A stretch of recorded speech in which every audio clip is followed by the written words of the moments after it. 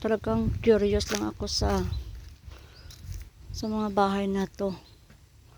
Yung built siya ng new 1746. Hindi ko na mabasa yung sa taas.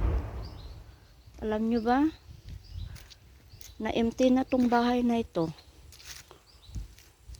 Wala nang nakatira.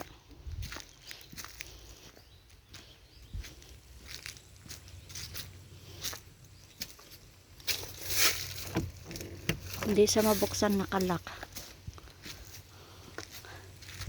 Matagal na walang tao ang bahay na ito.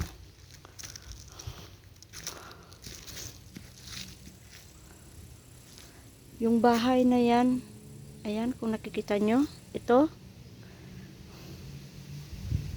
is a family residence kung saan ngayon kami ay nagstay dito sa Germany.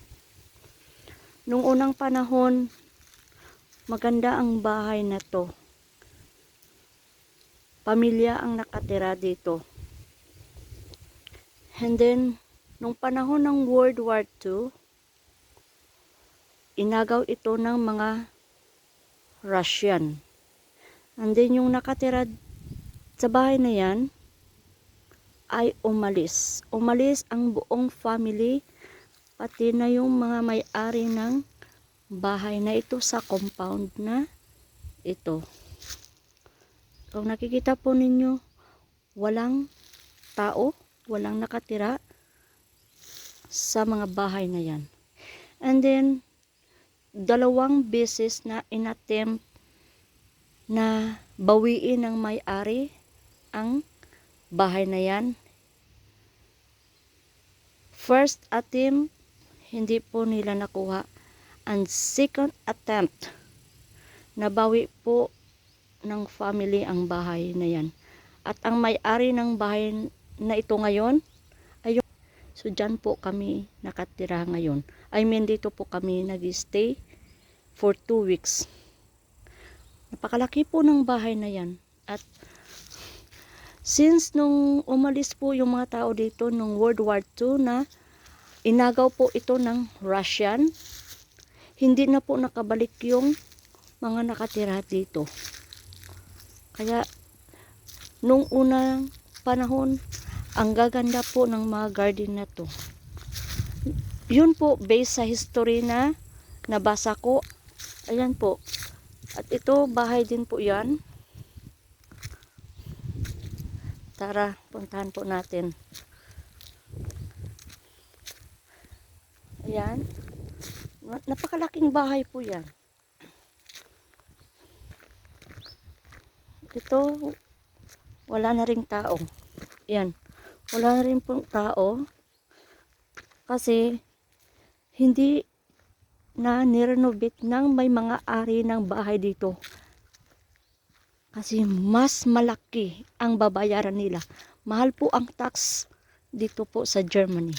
So hindi na kaya nilang ayusin o i-renovate yung mga bahay nila. Mas gustuhin pa po nila na umupa o gumawa na lang ng simpleng bahay na matitirhan. Kisa i-renovate po nila yung mga bahay. Hindi po nila kaya. And then, yan po. Ayan, wala din po nakatira. Close lahat yan. Ang laki ng bahay na yan. Ayan. Yan ang bahay na yan. Wala din pong nakatira.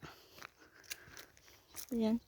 Kaya nung pumunta kami dito, sabi ko, ano bang lugar to? Sabi ko, bakit ang boring?